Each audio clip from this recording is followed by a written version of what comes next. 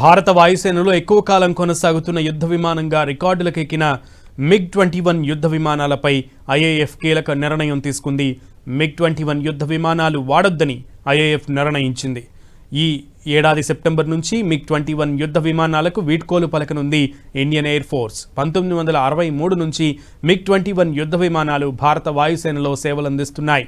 భారత వాయుసేనలో ఎక్కువ కాలం కొనసాగుతున్న యుద్ధ విమానంగా రికార్డులకెక్కిన MiG-21 తరచూ ప్రమాదానికి గురవుతుండటంతో కాలం చెల్లిన వీటికి వీడ్కోలు పలకాలన్న డిమాండ్ మరోసారి తెరపైకి వచ్చింది. ఈ నేపథ్యంలో వీటికి గుడ్ బై చెప్పాలని IAF నిర్ణయించింది.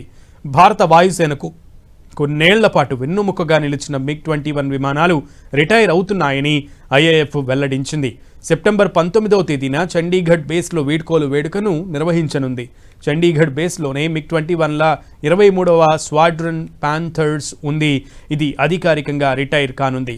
ఈ ఫైటర్ విమానాల స్థానాన్ని దేశీయంగా తయారు చేసిన తేలికపాటి యుద్ధ విమానం తేజస్ MK-1Aతో భర్తీ చేయనున్నారు. ప్రస్తుతం వాయుసేనలో 31 MiG-21 సేవలు వినియోగించుకుంటూ ఉన్నాము. ఈ విమానాలు 1963లో తొలిసారి వాయుసేనలో చేరాయి. దాదాపు 850కి పైగా మిగ్లు వాయుసేనలో వివిధ దశల్లో సేవలు అందించాయి. వీటిల్లో 600 దేశీయంగా హిందుస్థాన్ ఏరోనాటిక్స్ లిమిటెడ్లో తయారు చేశారు. ఇక భారత వాయుసేనలో చేరిన తొలి సూపర్సోనిక్ ఫైటర్ జెట్లుగా MiG-21లు నిలిచాయి. 1960-70 మధ్యకాలంలో ఇండియన్ ఎయిర్ ఫోర్స్కు ఇవి బలంగా మారాయి. అప్పట్లో ఇవి వెస్ట్రన్ కంట్రీస్కు కూడా కంటి మీద కునుకు లేకుండా చేశాయి. ఇజ్రాయెల్ నిఘా సంస్థ మొజాద్ ఏకంగా ఈ టెక్నాలజీని దొంగలించింది. MiG-21 యుద్ధ విమానాలు అనేక ఆపరేషన్లలో పాల్గొన్నాయి. 1971 యుద్ధంలో ఇండియాకు అద్భుత విజయం చేకూరడం వెనుక మిగ్ల కృషి దాగి ఉంది. 2019లో బాలాకోట్ దాడుల అనంతరం పాక్ విమానాలు జమ్మూ కాశ్మీర్లో చొరబడితే వాటిని తరిమికొట్టింది కూడా MiG-21 ఫైటర్ జెట్లే. ఈ యుద్ధ విమానాన్ని నడిపిన పైలట్లు మరో దానివైపు పెద్దగా మొగ్గు చూపరనే పేరు కూడా ఉంది. గాల్లో చురుగ్గా కదలడం, అత్యధిక వేగాన్ని అందుకోవడం దీనిలో ప్రత్యేకతలు. మిగతా జెట్లకు భిన్నంగా గేర్ సిస్టంతో ఈ మిగ్ల వేగాన్ని నియంత్రించే వెసులుబాటు ఉంది.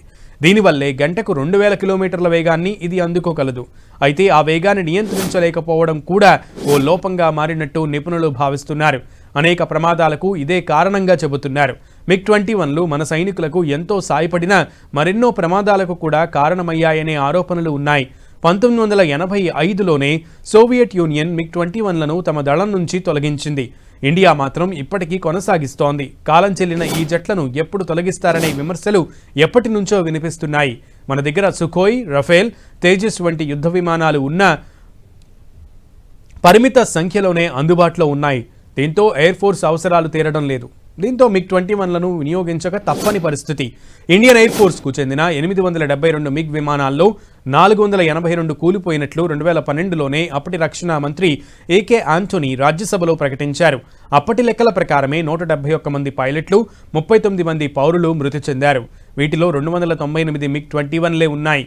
భారత వాయుసేనలో అత్యధికంగా కూలిపోయిన ఫైటర్ జెట్లు ఇవే. దీంతో వీటిని తొలగించాలనే డిమాండ్లు వినిపిస్తూనే ఉన్నాయి. ఇప్పటికీ ఈ విషయంలో భారత ప్రభుత్వం నిర్ణయం తీసుకుంది.